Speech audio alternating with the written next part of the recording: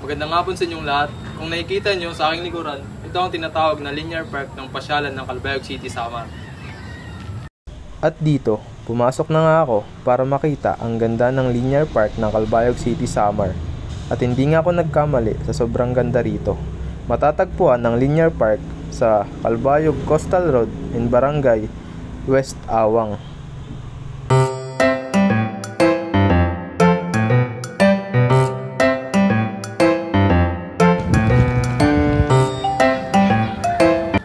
Tara guys, libutin natin ang linear park ng Calbayog City, Samar.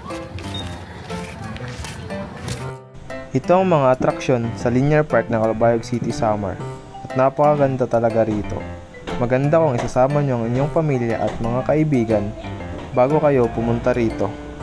Sapagkat may mga magaganda silang tanawin at pwedeng makalaro ang kanilang mga anak o ang mga kabataan sapagkat walang dumadaan ng mga motorsiklo. Ang mga dapat at pwedeng gawin dito ay magdala ng pagkain, pero kailangan tapon din sa tamang basurahan.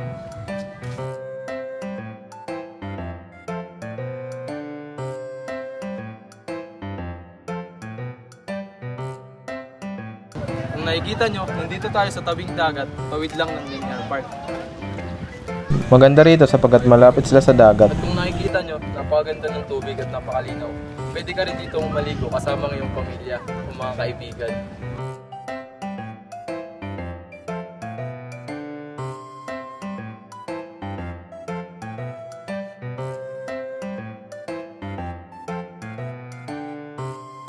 Ito, nakita ko sila kuya na mangingisda gamit lang ang kanilang kayak at dalawang kawil.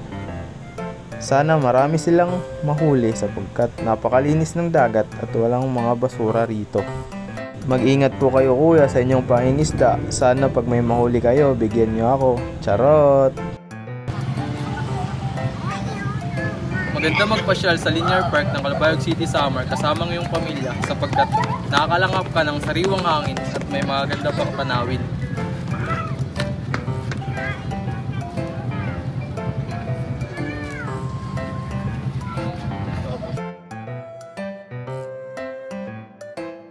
At sa pagpatak ng alas 5 ng hapon, marami ng mga tao ang pumupunta sa linear park sapagkat hindi na ito gaanong mainit at makikita rin nila ang paglubog ng araw. Dito ay may makikita tayong dalawang bata na naglalaro at masaya silang naglalaro sapagkat walang mga motorsiklo na dumaraan. At dito na nagtatapos ang aking vlog. Nakita niyo naman kung gaano kaganda ang linear parks ng Calbayog City, Samar. Kaya ano pang iniintay nyo? Pumunta na kayo at isama nyo ulit ako.